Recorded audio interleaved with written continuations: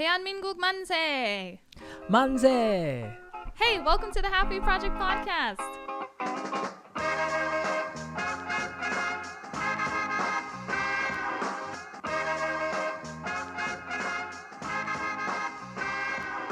My name is Becky. Sitting across the table from me is Cedric Skysteady. And you are in for a treat. Because it is the day before. Is it the day before when we release this? Well, it will be... Surprise. Yeah, we're pretty coming much to you the from day the past. before. Yeah, the day before March 1st, Independence Movement Day. 3.1절.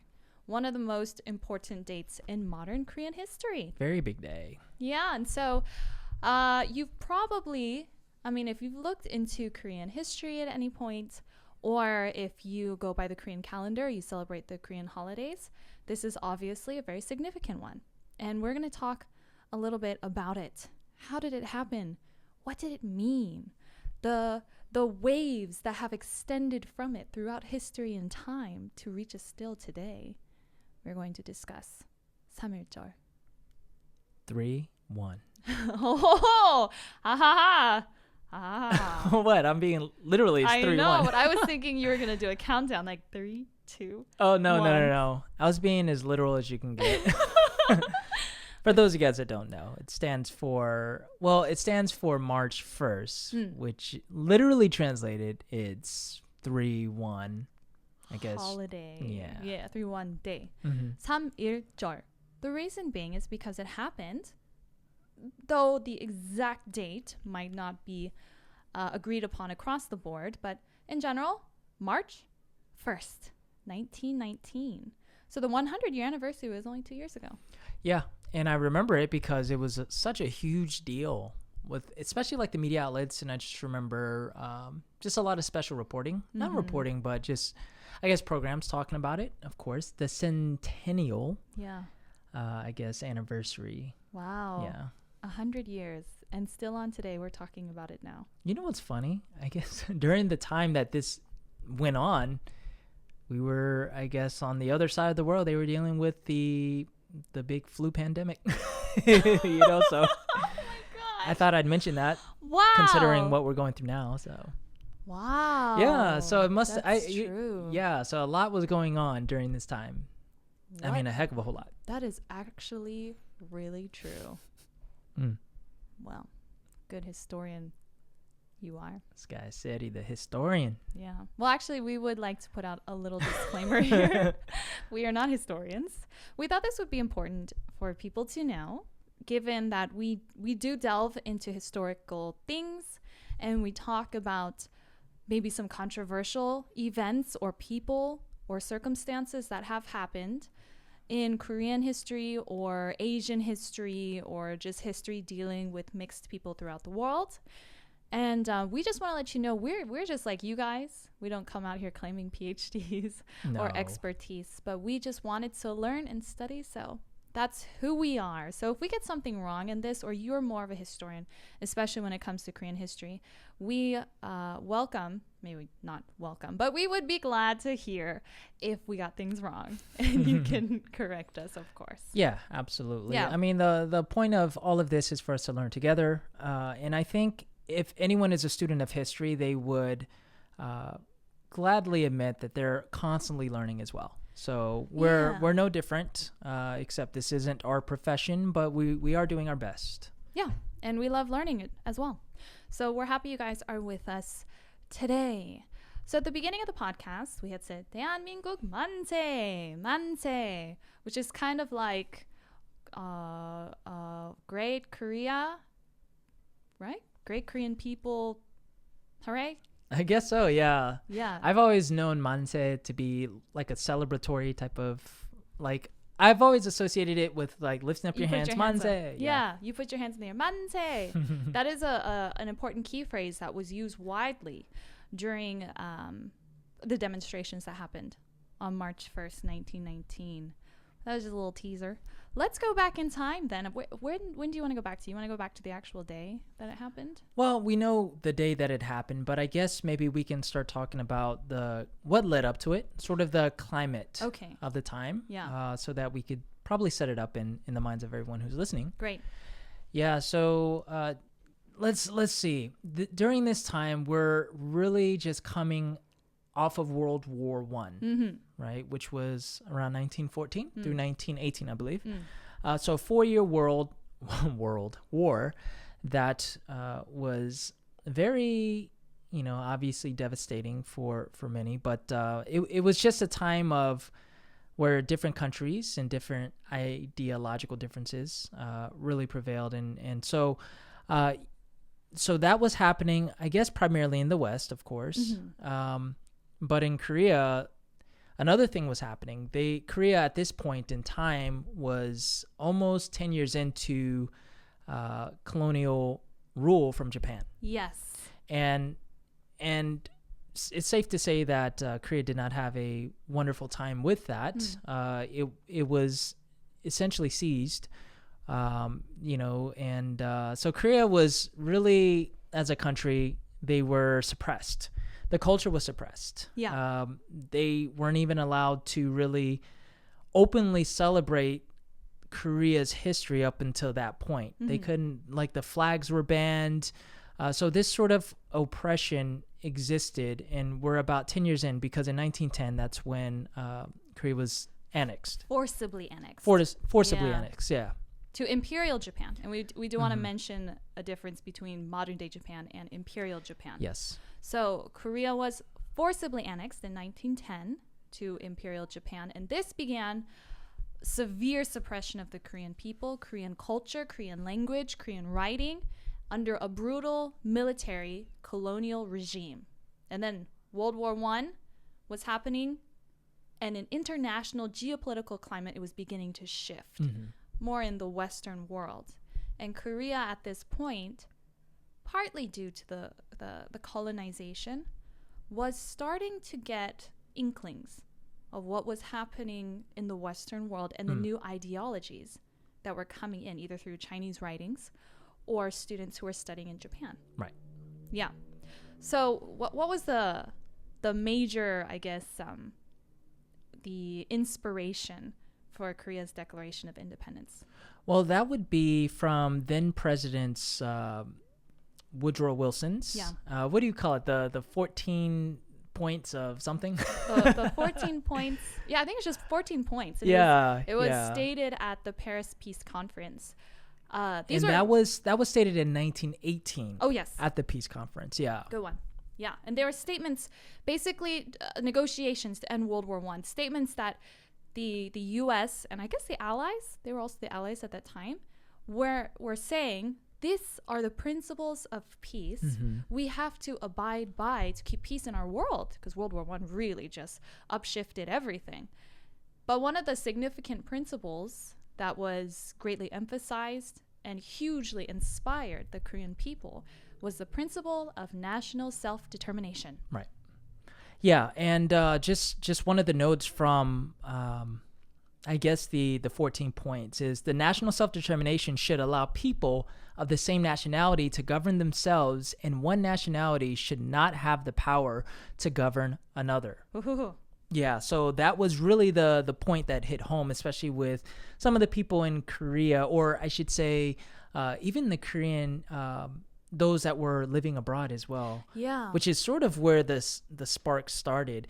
Like they got wind of the speech. I don't know how, because they weren't present, but they got wind of that speech, and they were really inspired because of the cultural climate at the time with Japan. Yeah. Yeah. That statement itself, I mean, it really outrights, basically is anti-imperialistic in nature, that statement. And that makes sense because while this was happening in the Western global theater, in Asia, many countries were dealing with the issue of imperialistic countries and how to fight back against imperialism. So Korea was not alone in having this anti-imperialistic sentiment. It just kind of seems to match the geopolitical climate at the time that was happening in Asia.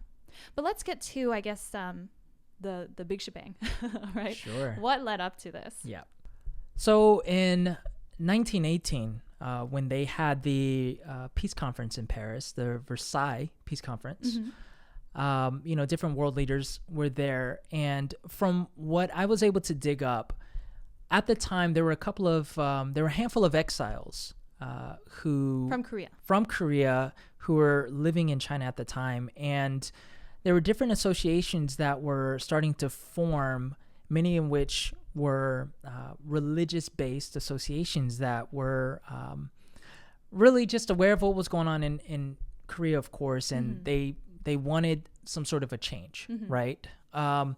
And so from what I was able to dig up, they were able to send at least one representative, and this representative was to go to Paris to attend the peace conference in 1919 and really just bring an awareness to the rest of the world leaders and the world powers of what was going on in Korea at the time, just to begin to raise, not a fuss, but just to bring some noise and an awareness.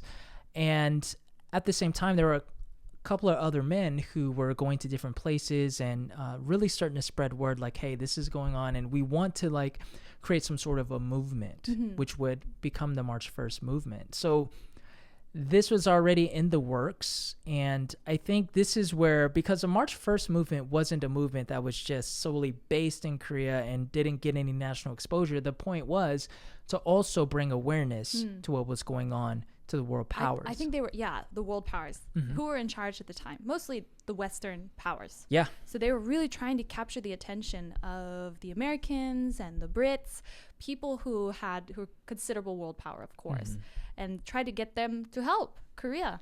As we will see later, this didn't really work, but March 1st independence movement, you're right, cannot just be settled down to one day, one date.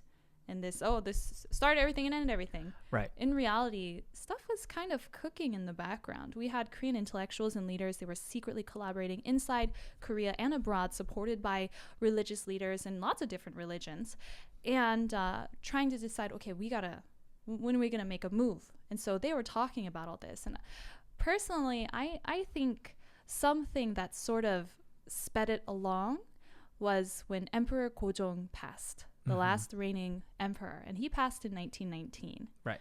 And there was suspicion that he had been poisoned. If you remember from our coffee episode, we mentioned that he loved coffee, and that the Japanese tried to assassinate him by poisoning his coffee. So people were aware, hey, there had been attempts made before. Was he poisoned so that the Imperial Japanese could have greater control over the Korean people? So this is something I think rooted in the Korean people. Okay, we have been betrayed, or our emperor has been poisoned. What are we going to do about that? And then logistically speaking, the funeral was held in Seoul, and many people were coming to pay their respects.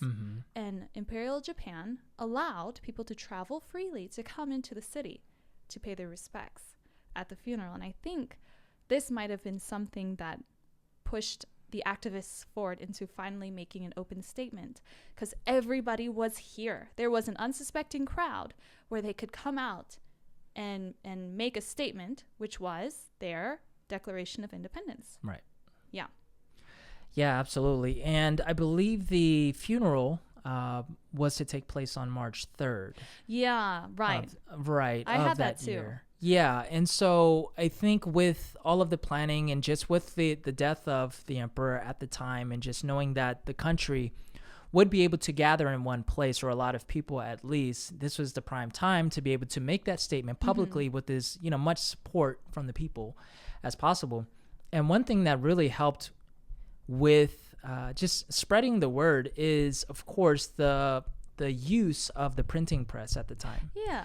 Yeah, because at this point, I believe it was just maybe 2 decades before where the printing press was really, I guess, utilized in Korea. We already went through the fact that, a couple of episodes ago that, we sort of, I guess Korea sort of invented the printing press, but doesn't get the credit for that. But anyways, so within just a few decades, Korea was able to really take use of that technology and utilize it. And the thing is, they had to spread the word about the movement and the Independence Declaration, they had to spread the word quickly and quietly, because if any of the leaders or the Japanese leaders and authorities found out, then that would have ruined everything. Yeah. So they were able to just spread the word throughout the country, throughout the cities, about what was going on. And from my understanding, I think they actually printed the actual declaration and was able to pass it around secretively. Oh, yeah. Yeah. Perhaps so. I didn't find info on that, but that would make sense. This reminded me of Les Miserables. Remember when they're at the barricade and then the kid comes up and goes, General Lamarck is dead. They're like, Lamarck, the hour or something, and then they start to rally. This made me think of that as I was reading this. Yeah. So, Emperor Gojong is dead. Emperor Gojong. And they would all start singing in the Korean version of Les Miserables. Right. So it is March 1st, 1919, and the hour is 2 p.m. 33 Korean movement activists met at a restaurant called Daewagwan in Seoul, and I think that's in Insadong area, actually. Right. Is that where you found it too? Yeah. I think it was right there, so I bet you could go visit if you'd like to.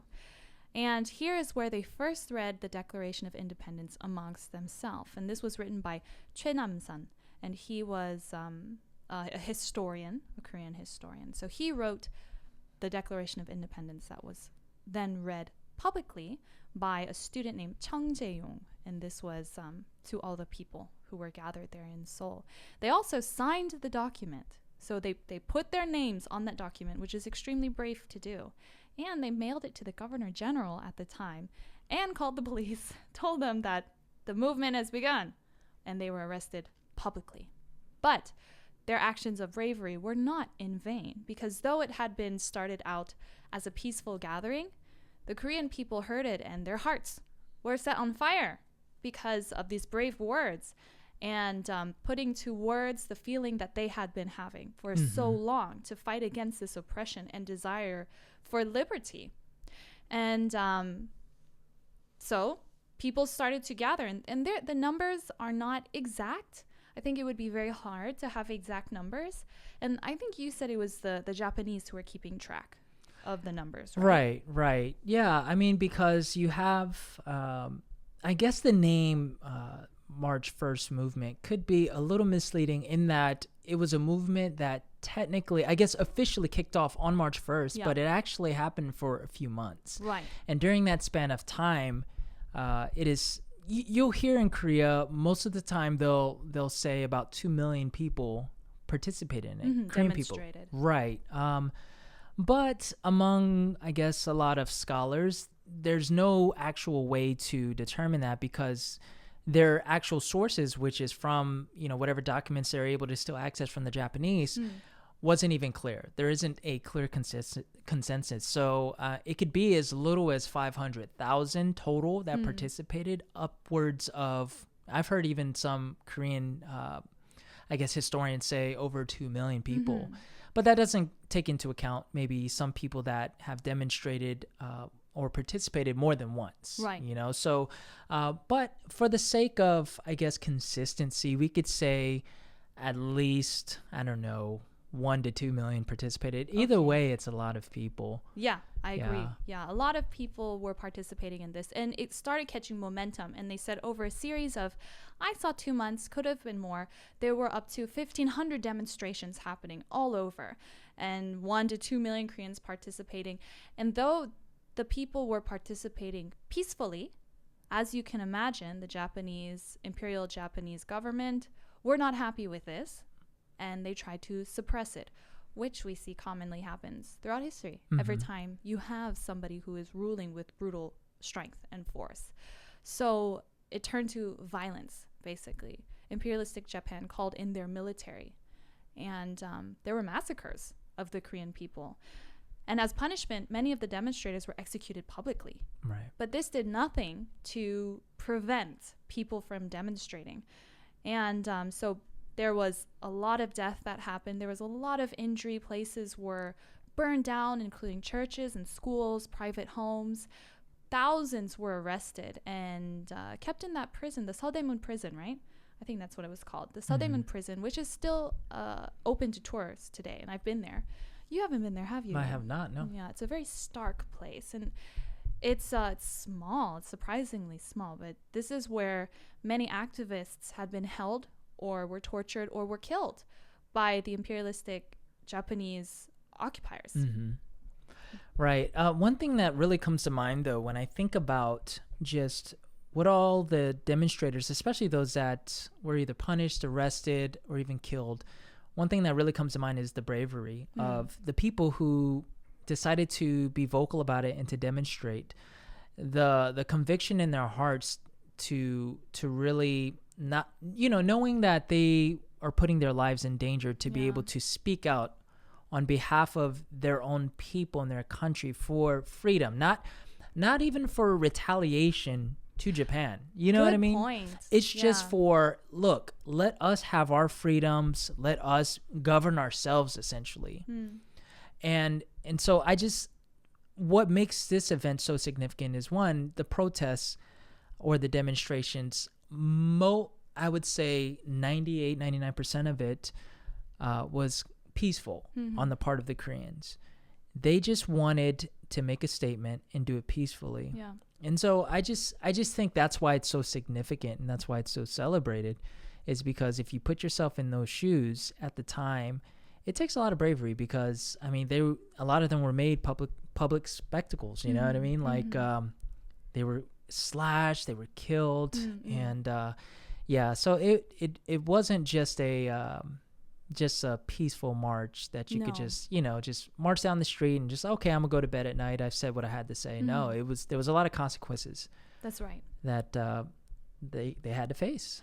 I really like how you said what they were fighting for was purely their freedom and their liberty and right to govern themselves, and not to get some kind of revenge, which, if you look at it from one perspective, you would feel like they have every right to demand justice in what had happened, because the regime that was happening, this colonization that happened to Korea, was so incredibly brutal. And there are still elderly Korean people alive who remember this regime, because it didn't end, of course, in 1919 after this declaration happened. It carried on, and it didn't end until 1945.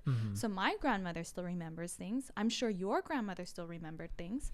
And there was so much suffering that happened.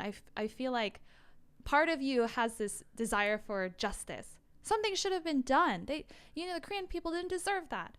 But the thing that is so moving about their Declaration of Independence is it's incredibly inspiring, and it gives a sense of nobility to the Korean people that had been denied them for so long. Right. I have an excerpt from the declaration, actually. Do you mind if I read a little bit of it? So I saw this conversation between two Japanese professors talking about this on the 100th year anniversary. And I was very curious to see, what are they going to say? Because one of them was a professor of modern Korean history. And I admit I was quite moved listening to him talk about the declaration and what happened, because he was saying he was incredibly impressed at how these young students, some of them 19, 20, 21 years old, writing this declaration that captured the heart of the Korean people so well, and it's such beautiful writing that he says if the Japanese had read the declaration in full and did not comply to what the Korean people were wishing, it would just simply be, it would be basically stating, yeah, okay, we are a brutal regime oppressing you. Right. It was just that beautifully written. And I was very moved by that. And he said, every Japanese student should read this Declaration of Independence. I was like, oh, wow. Because I admit, even I carry biases. Of course, because people, it's in the Korean, I guess, psyche to dislike the Japanese government because of this. But if we really go down to what the heart of the activists was, there was not hatred. Right. There was simply a desire for liberty and freedom. And I think that's important to remember. Okay, let me just read it very quickly. This is translation, of course. But, I feel like I need to have like a drum roll or something, or trumpets playing in the background. But this was written by Choi Nam-sun, the young Korean student historian. We herewith proclaim the independence of Korea and the liberty of the Korean people. This we proclaim to all the nations of the world in witness of human equality. This we proclaim to our descendants, so that they may enjoy in perpetuity their inherent right to nationhood. Inasmuch as this proclamation originates from our 5,000-year history, inasmuch as it springs from the loyalty of 20 million people, inasmuch as it affirms our yearning for the advancement of everlasting liberty, inasmuch as it expresses our desire to take part in the global reform rooted in human conscience, it is the solemn will of heaven, the great tide of our age, and a just act necessary for the coexistence of all humankind. Therefore, no power in this world can obstruct or suppress it. How can you argue against that? You can't, except to admit, okay, we are a brutal regime. That's the only way, your argument. Yeah. How he had written it so eloquently and beautifully, and it resonated so strongly. People were willing to fight for this to the death. And it's no wonder that this was the changing tide that led eventually to the freedom from Japanese oppression. Right. Now, the thing is, this movement took place 9 years into the colonization. And it didn't end. So this happened in 1919, but as you mentioned, the actual Japanese rule didn't end until 1945. So there are a couple more decades, 2 more decades at least of this. But this was a beginning and a marking of change that started to happen within Korea. And so it didn't, it wasn't like at that point Japan was like, okay, you know what, we're going to let you guys go. But there were a couple of key changes that I think began to happen. Yeah. Oh, you want me to take it? Yeah, sure. Okay. You're giving me this like 눈빛. Right, because I know we had discussed it, so maybe you could word it a lot better. Okay. Well, of course, there was the oppression happening, severely trying to stop these demonstrators. But of course, it didn't end there. And this I find true when it comes to all rebellions that are rooted in a stronger ideology than just power. That it's the more you try to oppress it, once the flame is lit, the harder it is to try to stop it. The fire will simply spread out of your control. And this is kind of a warning to dictators everywhere. But so Korean leaders, some were exiled. Students left the country to Manchuria, to Shanghai, to other parts of China. Even in Tokyo, people were still studying. In Japan. These would be the elite students, basically. And in China, in Shanghai, they established the Provisional Government of the Republic of Korea. This was purely in name. It was not acknowledged by world powers, but it did establish a separate, we're Korea. We are not in the Japanese protectorate. We are not part of Japan. So this was an important movement, and the nationalistic government of China was allowing this to happen. And they allowed the Korean Liberation Army to form. And lots of religions were actually encouraging and supporting this, especially among the diaspora in USA, in China, and in Russia. Koreans everywhere, and by everywhere I mean really resonated with this movement. So there were demonstrations happening outside of Korea as well. So the Japanese government had to do something. Initially, they reacted with greater suppression. Then they tried to selectively accommodate Korea's demands, if it was non-political, that is. So what did that lead to? If they didn't have a political voice, they allowed them to have a cultural voice, or in education, media expansion, saying, okay, we heard your demands.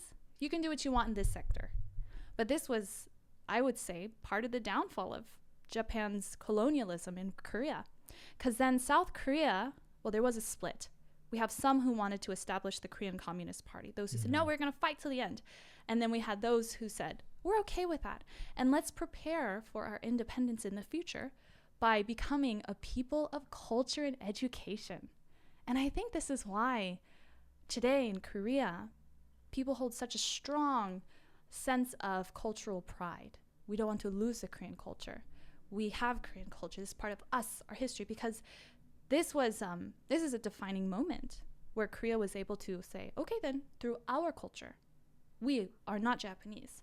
And this would help propel and carry on that spirit of independence that they wanted to separate. Right. So this was really significant. And we mentioned just right now the Korean Communist Party. As you can see now, Korean ideologies are starting to split. And this will eventually lead to the national division for the civil war that happens between North and South Korea. Right. And the thing is, now, while all of this was happening, keep in mind that Korea was only one country at the time, Right. one peninsula that was not divided. It didn't get divided until after Japan left. But this is where, and like, it was interesting because I heard somebody, a professor, talk about this, and it was very intriguing because he dealt with this topic from a different approach. Because oftentimes March 1st is celebrated as just a reminder of how nationalistic and how Korea is one people, which is totally true.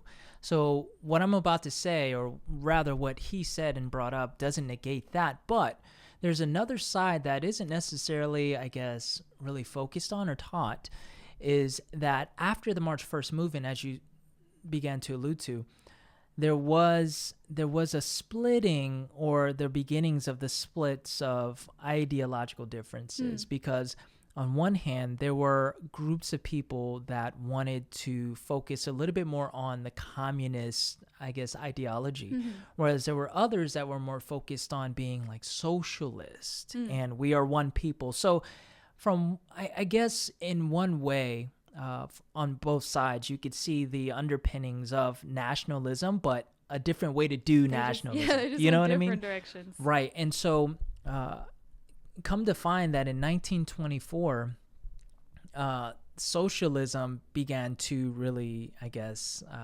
become a thing in Korea, and they started to form a major political association in Seoul. And shortly after 1925, I believe this is when the first Communist Party developed.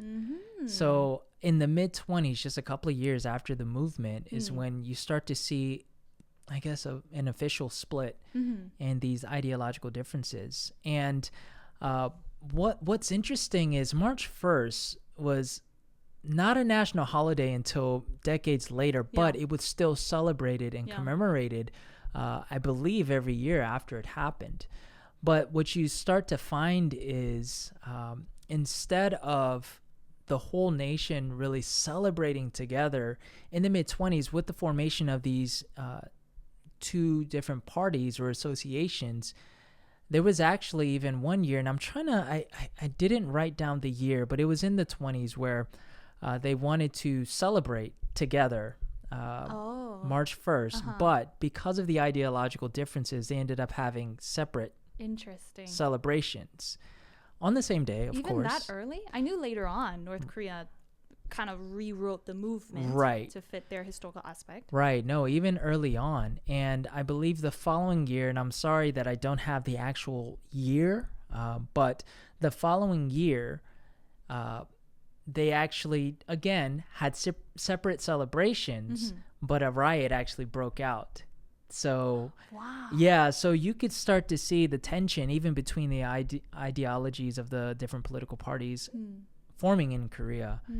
And so we thought, we're not mentioning this from a judgmental, like, oh, this is what really happened. But it's just a byproduct of, I guess, when you start to give the people like the power, and there's two different ways of looking at nationalism, this is sort of what happens, because one side wants to, I don't want to say enforce their views on the other, but one side wants to have that as their main ideology.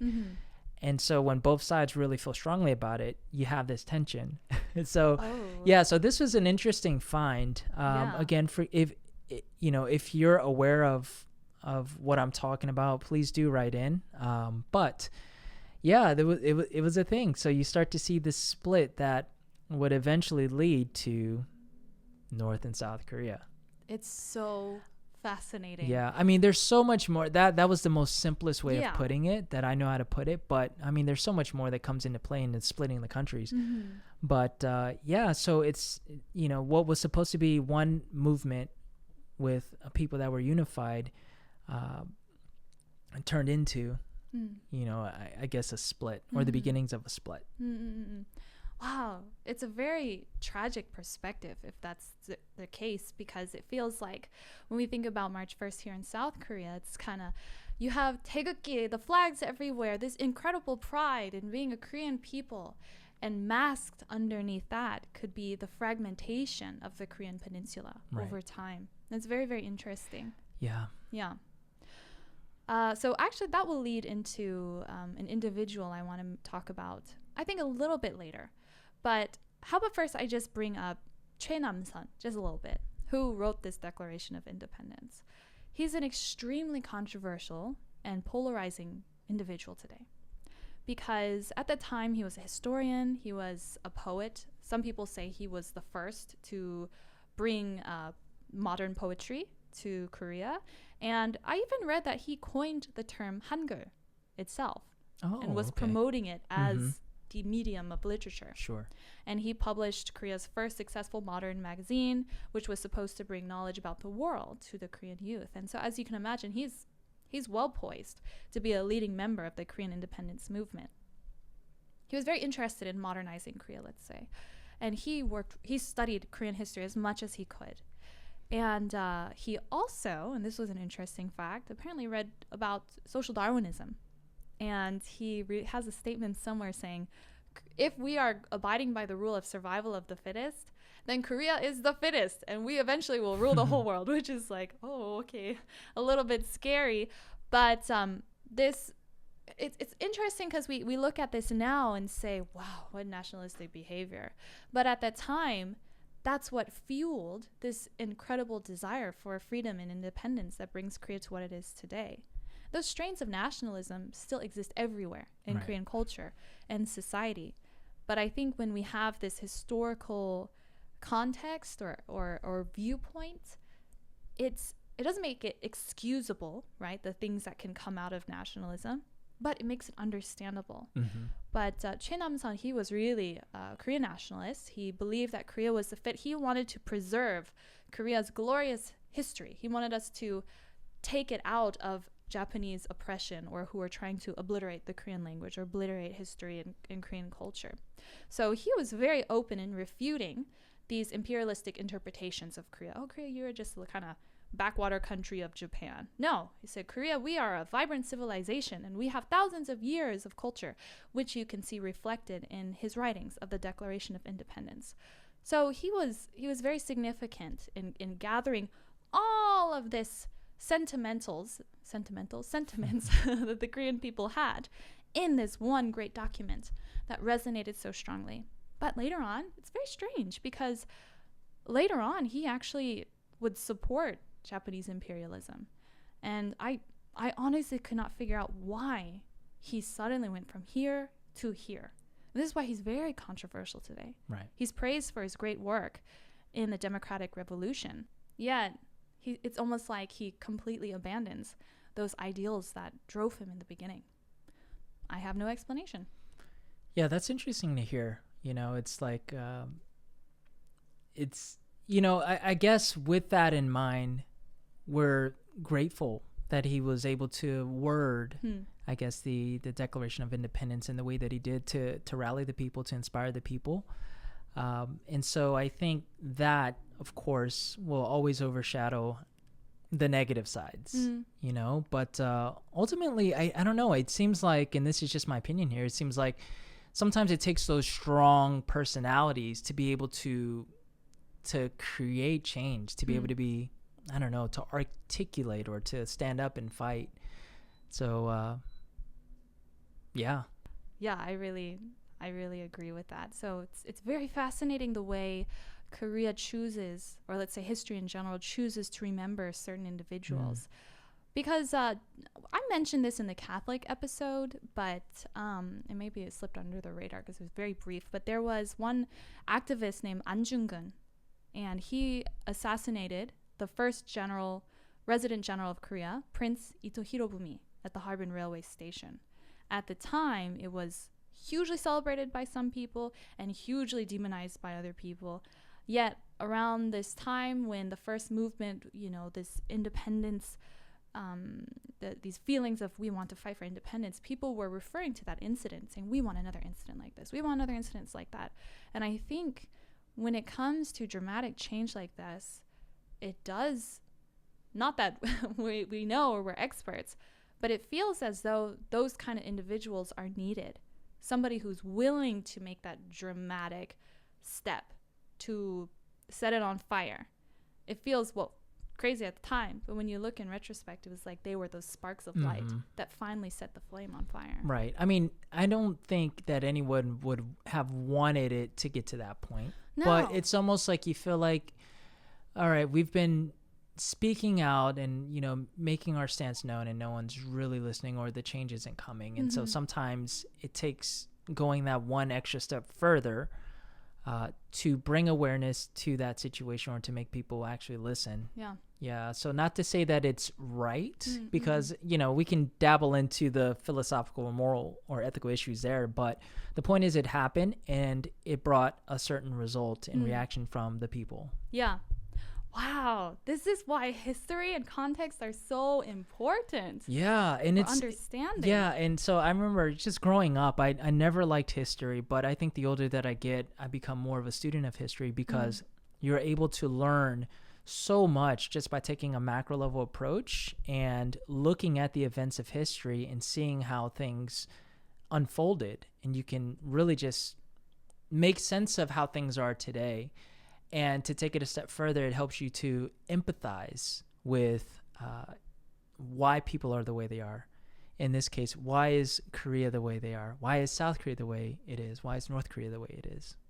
So we know that these young activists were greatly inspired by Woodrow Wilson's 14 points.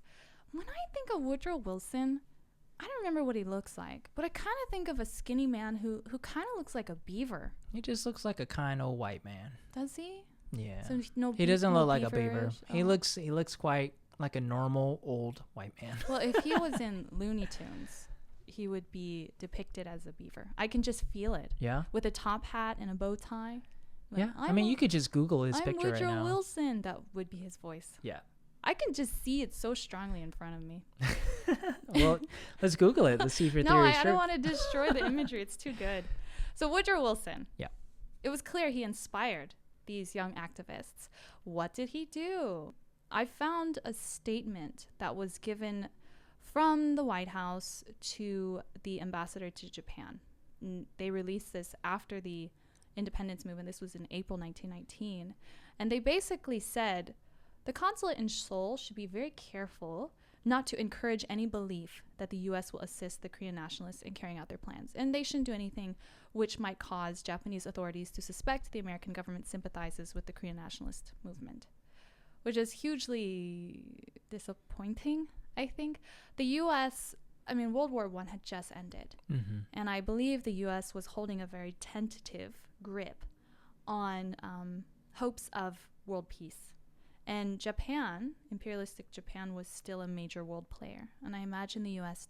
didn't want to tip them over or bother them or wake the sleeping giant in any way, shape, or form. So they didn't do anything, which is kind of crazy, especially because it feels like the Korean activists were hoping to capture Western attention, right, to get help. We see this doesn't happen until the Korean War breaks out. But besides in the U.S., what was going on in Asia? It seems that Korea's anti-imperialistic attitudes and fight for independence really inspired the rise of anti-imperialistic sentiment in China and in the Philippines and Egypt, and Gandhi's independence movement in India. Yeah, that's what I discovered too, Yeah. which is phenomenal to think about. It's so cool because Korea felt like such a small, ignored country. Yet we see that these statements of bravery and love for their own country and people was hugely inspiring, maybe even more than Korean people at the time knew. Right. Yeah, it's very impactful when I think about that. Very good point. By the way, let me just clarify my point earlier that I made about celebrating March 1st. I had made mention that it was in the 20s because I couldn't find the date, but it was actually in the mid-40s. And so I just wanted to clarify that. Oh, yeah. We had the people right now whipping out their computers to leave a very angry listener mail. You deterred them. Yeah, we just want to, again, we're trying to do our best with the sources that we have. But yeah, just wanted to clarify that for everyone listening. Well said. Hear, hear. Hear ye. So I just wanted to end on a little put a little spotlight on some of the independence activists who were behind all of this. Nice. Of course, there were so many players involved, but there are a few that history remembers and celebrates to today.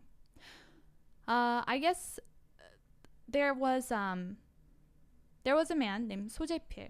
Sojepil was in the States, and I guess it was in the late 1800s. He was in the States studying, and he returned to Korea, and he started an independence club. This was in 1896. There was another man named An Chang-ho, who is a very famous Korean, and guess who else? Lee Seung-man, who will eventually become the first president of the new democracy in South Korea. And they started the independence club that was eventually shut down by the government, the Joseon government, because they thought they were trying to upheave the government, which in a way I guess they were ultimately. But those guys did eventually become activists. And when the South was deciding who to be a leader, they picked Lee Seung-man. But you can see how they're all connected with each other. There's no individual player just popped out and happened to be perfectly poised. They all had a role in this activist role, and they all played a part in the March Independence movement. But among those activists, there were two that I think their ideologies live on today very strongly. There was Kim Gu and An Chang-ho, both of them activists. And An Chang-ho was interesting because he was a Korean-American immigrant, and he was living in the United States when this happened in Korea. He was in U.S. at the time.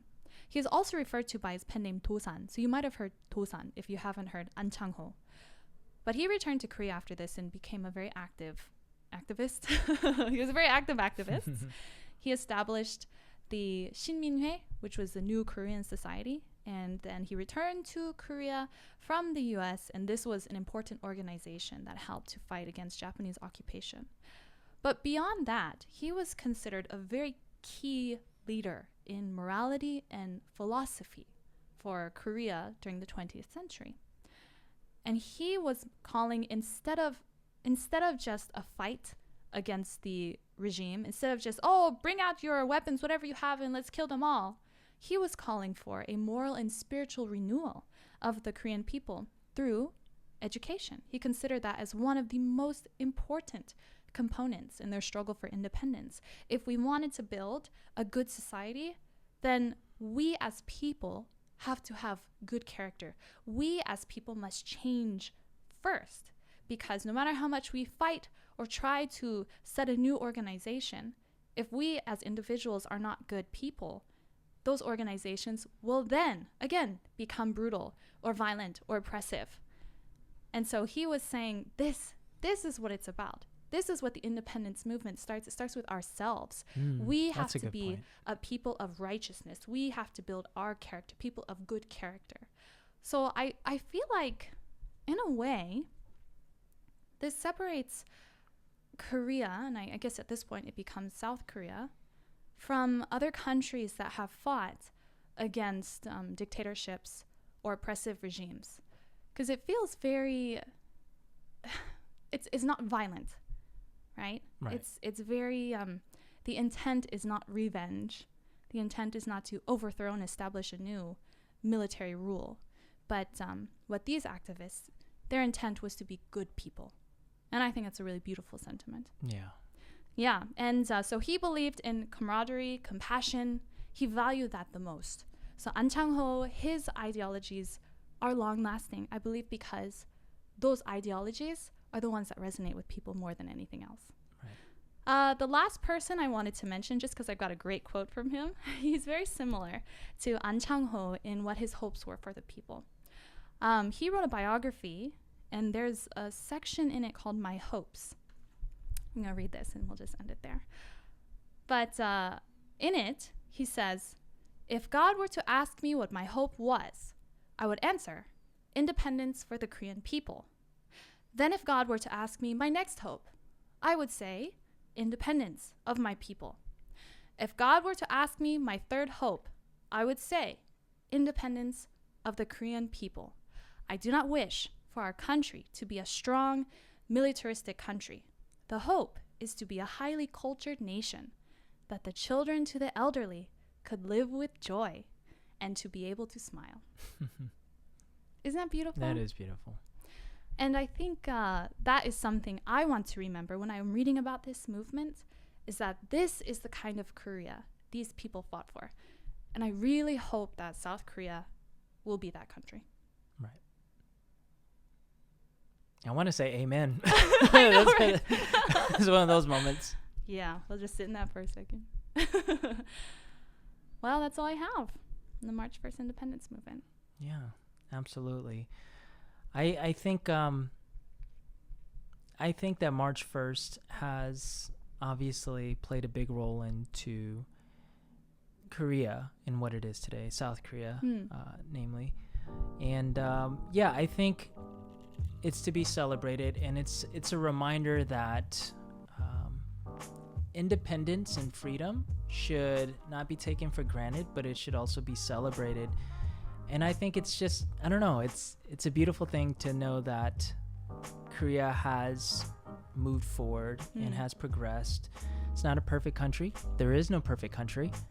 But when I look back just 100 years ago of where Korea came from, I'm very proud to say that I am part of, Korea, part of the heritage, through my mother, of course. And so, yeah, I'm very proud to know that Korea stood up for what she believed in and has prevailed, in my opinion. Yes. Yeah. Good. Well, we're going to end the episode right here. And we hope you guys learned a lot. We hope that you found some new things to think about. The reason we talk about history so much on this podcast is because we believe that searching for identity and understanding yourself in context to the world and the communities around you, you need to know where you came from. And I believe all of this has to do, especially for our half Korean listeners, has to do with your history. And that is part of linking up to your culture and part of your modern day identity. So we hope you guys enjoyed it as much as we did. And 대한민국 만세! Happy Independence Day. We are the Halfie Project.